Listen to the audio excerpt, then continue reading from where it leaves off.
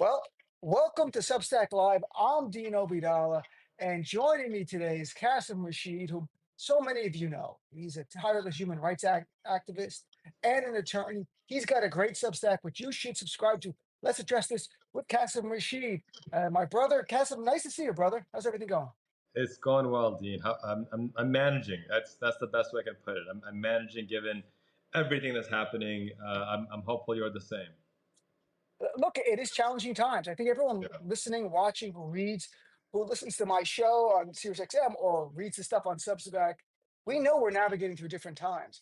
And I want to speak to you as someone who's a human rights attorney about what it's like internally being in the U.S. fighting for human rights. But I want to start with a story that's very personal to you, and it was really distressing to me.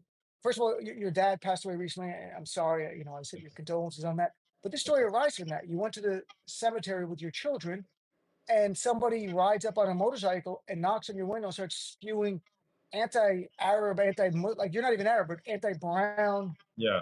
hate. So share a little bit of that Yeah. story, please. Yeah. And I think it's important we tell these stories because until we are telling these stories and letting folks understand the reality of our lived experiences, we really can't paint the picture of why we need to work together, why racism is not some yesteryear thing, and what they need to do going forward. And so, yeah, my father passed on the last Friday of Ramadan on March 28th, and about a week after, I was taking my children to the cemetery just to pay our respects. My children were very close to my father as well, and somebody knocks on my window on a motorcycle, rolled on the window, and starts spewing, racist epithets, calls me a sand N-word. And when I started recording, suddenly he became conscious, let out a couple of the swears, and then sped off. And I could have let it go at that point, but two things. One, this isn't the first time I've been called that epithet. And in fact, I'm getting called it more and more under this, Trump regime. But two, it's one thing to say it to me as a grown adult. I had my 16-year-old and my 11-year-old in the car with me as well. And I needed them to understand that one, this is not okay. And two, we still, at least so far, live in a country where we have a voice and we can raise our voices. I'm fortunate to have a large platform that I can get the message out. And I can tell you in my past work with the Department of Justice, one of the things that we struggled with is showing the Department of Justice the hate crimes because people from our communities don't report them. We're like, oh, it's Yeah, fine, just let it go. right. And I tell people, no, we need to report them. And for me, this was an opportunity to lead by example and do that. And I think my kids saw the message that they should never allow people to speak to them that way and that they should raise their voice in a way where there's meaningful accountability and awareness of the hate that we're experiencing. It is, and there are many people in immigrant communities who will not go to the authorities, who will not call attention, especially now, Yeah, where they have to worry about if they go to the authorities, or the authorities are going to say, "Are you here legally? Let look at your green card. Let me see your exactly. papers." That kind of stuff, which really it reminded me of New York years ago under Bloomberg, where the Muslim community was under fire by the Bloomberg law. The police were following us everywhere, at mosques, where you work, Yeah, everything you do. And the result was Muslims who were victims of crime were not going to police. There was no exactly. community policing. It was the opposite. They were viewed as an adversary. Thankfully, that changed under de Blasio, and now it's not the same at all. Yeah, So yeah. we work together. Now there's over 1,000 Muslim Americans serving in NYPD. Like it's Amazing. gone so far the opposite. Yeah. Like we're a big part of NYPD, so you can feel comfortable calling up and reporting something. But it's so deeply, and you had other things we've talked in the past. I mean, didn't you have criminal charges against someone Yeah, years ago? yeah. I mean, a couple of years ago, I was sitting in federal court testifying against a man who wanted to kill me for being a Muslim. And Dean, you and I are both privileged in the sense that one, we're men. We know that 70% of these attacks are on Muslim women. Two, we're both lawyers. We understand how the law works, and we have that power. And then three, we have platforms. Right. And we're citizens, right? We have so much privilege in this space, and if we don't use it, how can we expect our sisters and brothers who maybe don't have citizenship status or aren't lawyers, don't have how can we expect them to speak up when we're not leading by example? So for me, it wasn't just about me. It was far more importantly, about my children, about our children, about the broader community out there that we cannot allow this kind of bigotry to go unchallenged. Yeah, and you make a great point that because of the privilege we have, I'm a U.S. citizen. I'm born here. Even though I get emails like "Go back to your country," which is Yeah, New New Jersey, and Jersey, I'm like, okay, I have which to go back to technically, Jersey. I have to go which over the technically bridge. could be a different country depending on who you ask. But okay. Exactly. So besides the board getting Brett, I have to go back to Jersey, which I love Jersey. Don't get me wrong. I live Yeah, in New York now. I think we do have an extra obligation, to be yeah, blunt, to speak out 100%. even more because I have friends who have green cards who are comedians who don't want to do jokes about Trump on stage. That's where Yeah, it's going, folks. The that's right. self-censorship is the goal of authoritarians. The authoritarian dictator's best friend is self-censorship. That's right. So people stop saying things. So a comic says, I'm not going to mock Trump, or I'm not going to post this anti-Trump thing or this That's right. mocking Trump thing because That's they're right. afraid. They don't know what's next. They know Yeah, you can't post about Palestine, but that's is right. it anything about Trump as a comedian? And we don't know. And I can't tell them not to be worried. There's I just no can't tell them that. there's no schematic.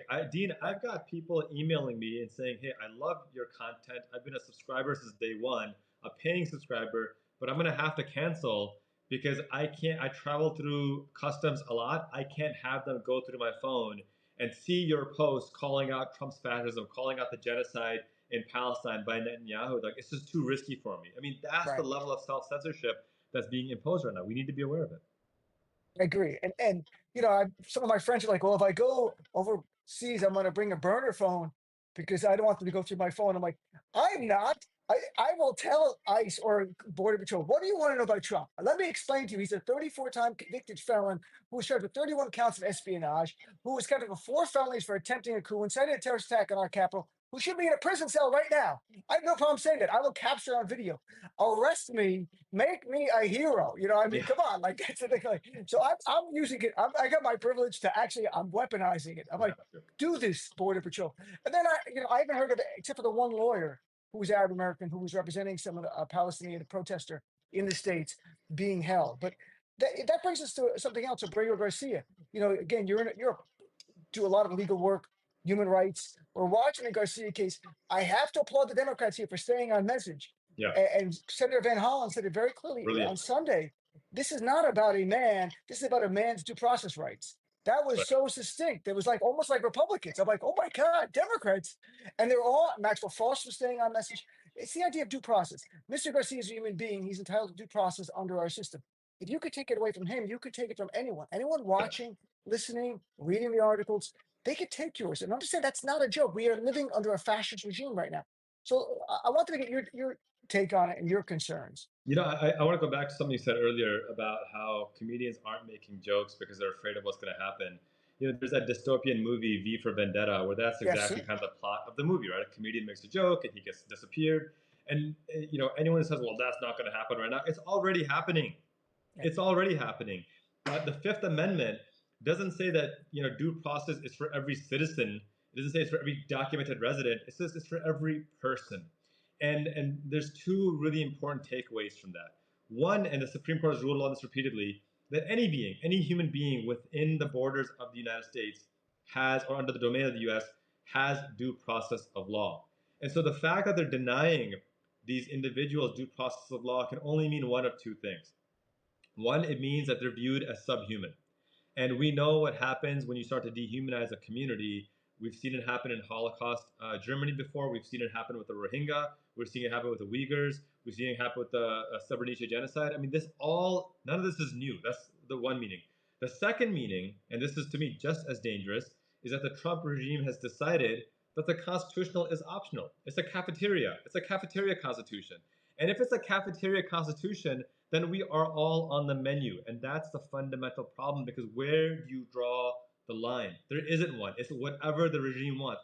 And Heather Cox Richardson said this the other day too. She goes, at this point, you need to understand none of us are safe if we don't stand up right now and stop this from happening. That's how serious this is. So I don't care if you're the staunchest MAGA or the staunchest bleeding heart liberal. The fundamental point is this is not about left versus right. This is about, do we want a functioning democratic republic or do we want autocracy? And I'm hopeful that even if you vehemently despise Democrats, you still want a functioning democratic republic where every person has equal rights and due process under the law. Last night I had a caller on my radio show, and sometimes I have MAGA people, and he called in, and he was regurgitating the Donald Trump's new line. There's just too many undocumented immigrants. We don't have the capacity, so they Yeah. can't get due process. And the guy was saying that. I go, okay, so the guy lived in California. I go, oh, so if the police say, we're too busy to go to court to get a search warrant, so we're just going to go to your house and find things. Is that okay with you? And he like pauses. He goes, no, that's not okay. Of course, it's not okay. It's all of our rights. I don't like a lot of the MAGA people, but I still believe they get the same protection, and they should. Right. And I would argue for them to have the same First Amendment rights and same Fourth Amendment rights and Fifth Amendment and Sixth Amendment. You name it. Yep. Second Amendment, we kind of debate, but the other amendment, I'm like, and that's my sincere commitment. We Yep. can't play games. But and if it wasn't the Trump regime, maybe we would not be as animated as we are. If it was, say, a regime that's more moderate, and you're like, okay, they made a mistake, and we're going to push them on this. This is a regime that wants to take your freedoms, that wants to implement Right. an autocracy, a fascist leader who's a king. We don't get that. That's why it's so important to fight on this. And they're not being quiet about that. They're not being secretive about that. It's not like they're using coded language. He's flat out saying we don't want or we don't need due process. And by the way, the January 6th insurrectionists all got due process. None of them were arbitrarily convicted. None of them were like, well, I've decided I don't like you, so now go to prison. They all went, they had legal counsel, they were represented in court, they had a chance to Yep. plea bargain, evidence was introduced, a jury convicted them, and they were sentenced according to due process of law. That's all we're asking for. And if that's too much, then maybe a functioning democratic republic is not for you. And that's your choice. Because, Yeah, I joked with the guy yesterday. I'm like, okay, so you don't like our Constitution. What country's Constitution should we use? Like, why don't you say, no, I love our Constitution. I'm like, but you don't like the way it protects people. exactly. No, that's not what I'm saying. Because, I mean, to be honest, and everyone knows this who's watching and listening, a lot of the MAGA people repeat what they're told on Fox News. Yeah, And they repeat what Trump posts on Truth Social. And there's no pressure, there's no one pushing back. And the slightest pushback reveals there's no depth to it. And what they're saying might sound good on Fox News, but in the real world, it's dangerous. And this is not one that was political. This really shouldn't be. We're not naive. It shouldn't be political. We're telling you as lawyers, you don't want to surrender any right, because it's very hard to get it back once it's surrendered. History tells you that, and you're that's part of exactly the right. struggle. You're exactly right. I don't do so much anymore, but years ago I would train law enforcement on Fourth Amendment search and seizure, right to privacy, and it was with a good friend of mine who is a sheriff. This is in Virginia, and great guy. I mean, he got it. Like he really understood the issue with law enforcement and the concerns people have, people of color especially. And we're in this cadet training, and a cadet raises his hand and says, Sheriff, I have a question. How do we trick people into giving us consent to search their cars? And and the sheriff, like his face drops. He goes, raise your hand if you're a Christian. And of course, everyone's hand goes up because it's all Southern Virginia white folks. And he goes, all right, now Qasim here, he's a Muslim. How would you feel if he asked you, hey, how can I trick you into converting to Islam? And I'm like, yo, what are you bringing me into this for? What did I do? Like, why are you making me the target here? And obviously, they all said, well, that would be a terrible thing. He goes, it's that level of sacredness that you need to appreciate the Constitution. It is not something to be tricked. Sure. You are the agent of the state with lethal authority to kill people. That document, that Fourth Amendment, is there as a thin line between tyranny and democracy. You can't be tricking people. If people give you consent willingly, that's one thing. But if you have to trick them, then guess what? It's not obtained legally, and you need to stop immediately.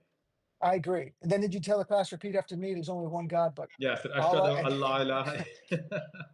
that's it. That's what you have to do, folks, to convert to Islam. I mean, you have to be sincere about it. We're not going to get into that. All right, we'll put that aside. Look, as someone, you're an immigrant here. You love this country. You're a lawyer. You've run for Congress. You've tried to change this nation for the better and fight for the civil rights of other people. What is it like to see the nation that you came to and your family came to now evolving into something that people in other parts of the world flee from? I mean, I'm being honest. They would flee from what they're seeing right here. What is it like? It's mortifying, Dean. And remember, I'm from Pakistan. I'm proud of my Pakistani heritage. I still love my birth country of Pakistan. I was 4 years old when we came here. We came here in significant part because the Pakistani government, while established as a secular republic, has devolved into a quasi-theocracy with right-wing evangelicals deciding who gets rights and who doesn't. Sounds pretty familiar to what's happening right now in this country, doesn't it? Yep. And as a result, you've seen a massive brain drain. You've got brilliant economists and Nobel Prize winners leaving the country, scientists leaving the country, doctors leaving the country because the opportunities just aren't there, and you can see the economy crash. You see the level of turmoil, increase, the level of instability increase, businesses pulling out. Everything you're seeing happening in the United States has been happening in Pakistan for the last 40 years since they began this quasi theocracy. And so for me to see that same path happen here, it's devastating, it's painful, it's mortifying. I've said this before, my brother served in the United States Marines. So, for us, being American is not just something that we were arbitrarily born into, it's by choice. And I've always said that when you choose to be something, when you choose to take on something, it often means even more to you in certain ways because you're making a conscious decision. We could have lived in Canada, we could have gone to Mexico, we could have gone to the UK. We chose here for a Right. reason. And that reason ultimately has to be that it is a secular country where everybody has or should have the equal opportunity to success. The fact that's being stripped away with disinformation, with hate, with vitriol, it is devastating. But it also makes me, and this could just me being emotional because my father just passed, and I'm thinking about the legacy and the work he put in. And for me, like my own mortality, not to get too existential, is much more visual in front of me, right? And Sure. my thing is, I have 25, 30 years left, maybe, if I'm lucky. I better get my butt in gear and fight for the basic human dignity of all people because who knows if I'm going to have it tomorrow. I need to embrace it today. That's very well put, my friend. And, you know, for me, my father picked this country, and my grandparents on my mom's side. My mom's Sicilian, my dad's Palestinian. But it's really in their memory that I fight because this country welcomed my father in the 1950s as a Palestinian refugee to this country, who then met my Italian mother in New Jersey, which is, the oldest story of the book. That's how it works out all the time. Yeah, But the point is, I really do feel this obligation. And I've said it many times to various people I've talked to on shows or on their shows, an obligation because the United States, I appreciate the United States. I'm grateful they let my right. father come in. I'm grateful they let my grandparents from Sicily come here and make a better life. And I'm not going to let Donald Trump or MAGA take away the rights that they came to this country for. So Yeah, that's why we're all in this together to fight the good fight. And it's not for me per se, it's for others, as we talk about Qasim. It's for others who can't speak out. It reminds me of after 9/11. I mean, after 9/11, I know I present like a white guy or an ethnic guy, but not Arab or Muslim and stuff like that.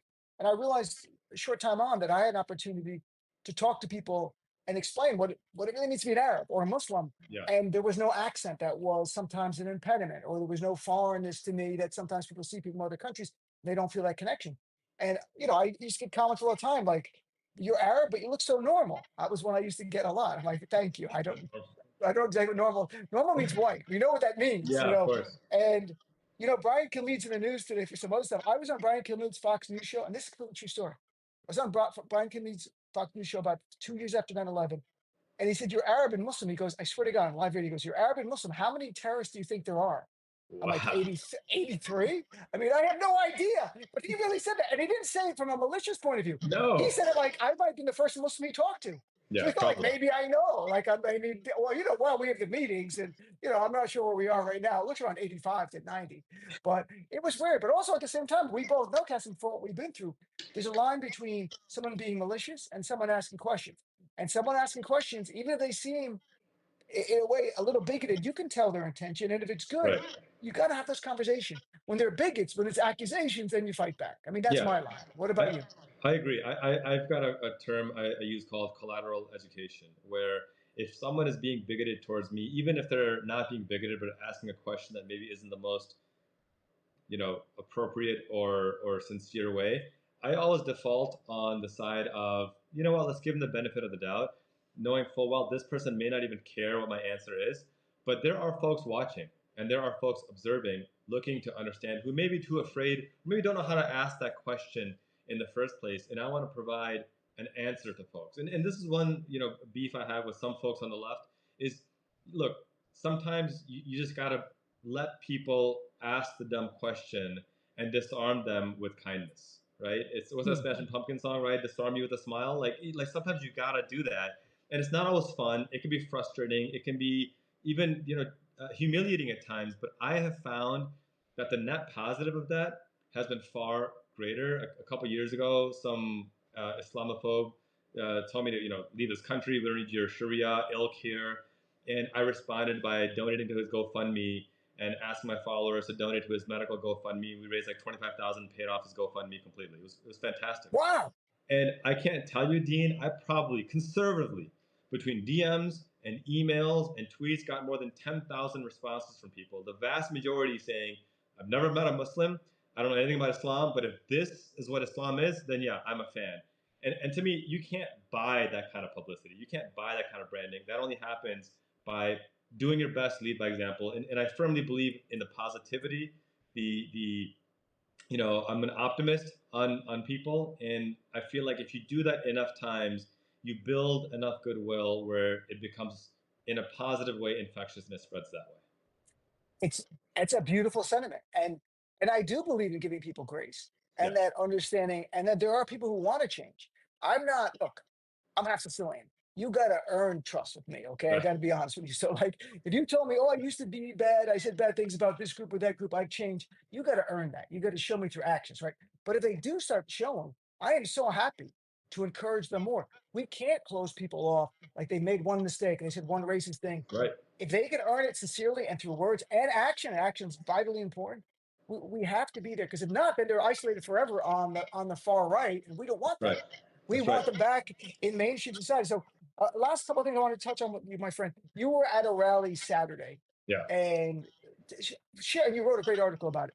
Share a little bit about, from your point of view, why is it so important that these rallies are happening, that they're growing, and that other people hear about what is going on? Well, I think the first thing I want to point out is that these rallies are happening. They're going to continue to happen, and they are necessary. I want to be very clear, though, they're not sufficient. The rallies in themselves are not going to save our democracy. They are a necessary growth step to your second part of your question of why they're important, because it helps people come out of their shells, recognize that they're not alone, recognize that there is a movement of folks committed to justice and humanity, and it's an opportunity for folks to get involved in a very low impact, no cost environment. You're not spending any money on except the gas money to drive to the rally effectively, Right. right? And so I encourage folks to get involved. To it's the formula is you activate, you mobilize, you organize, and you transform. These rallies are the activate and mobilize stage. You activate and you mobilize at these rallies, and then you meet with people and you organize. Get involved with your local indivisible group, your local Democratic women's group, your local Moms Demand group, what have you. You organize and then you collectively grab everyone you know to get involved in campaigns and transform our political system by electing people-funded candidates, by electing folks who are going to stand up to these dark pack lobbies and these corporate entities, by electing folks committed to things like universal health care, ending the genocide in Gaza, actually upholding Supreme Court rulings when it says due process of law needs to be Right. followed. And that transformation process, we live in this clickbait culture where I want to click, I want the dopamine hit of the retweet, of the repost, of the share, of the subscription. We all, demand that, but that's not how life works. Life requires immense work. You want to run a marathon, it's going to take time to get ready to run that marathon, but you do it because you see the reward is there. We want to save our democracy, our republic. It's going to require us to be able to, activate and mobilize and organize and transform. And so when I was out there last weekend, I saw people activating and mobilizing. More than half of them had never been to any kind of rally before. I saw them collecting with each other and building coalitions, which was exciting. And I also saw them pissed off at two things. And I'll close my rant with this. The one thing they're pissed Sure. off about is the cowardice of Republicans to stand up against Trump. You got Senator Murkowski admitting that she's scared. My Yep. God, woman, you're a U.S. senator. You're one of the most powerful politicians on earth. If you're scared and voting for Trump, what hope does any of the rest of us have? That's one thing. The second thing they're upset about is, and I heard this numerous times, we need less Schumers and more Van Hollens. We need less of politicians, Mhm. talking about how evil Trump is, and more politicians standing up and raising awareness and humanizing the people that he's trying to demonize and rallying folks. I think if we see more of that courage, we're going to see more effective responses and hopefully have a chance at saving our republic. I think you so put it so well. It is the first step in activation, going out there.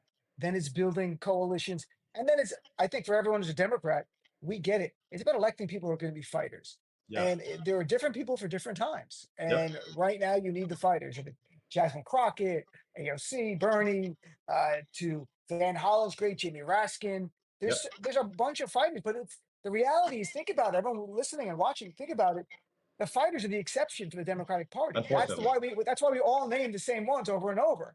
Yeah. Because the others are like, they're not all surrendering. They just don't want to fight. They have too much to lose in their mind.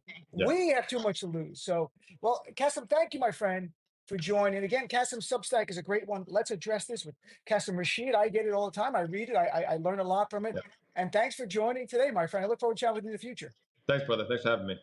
Thanks. And thanks for everyone else who tuned in. I really appreciate it. Have a great night.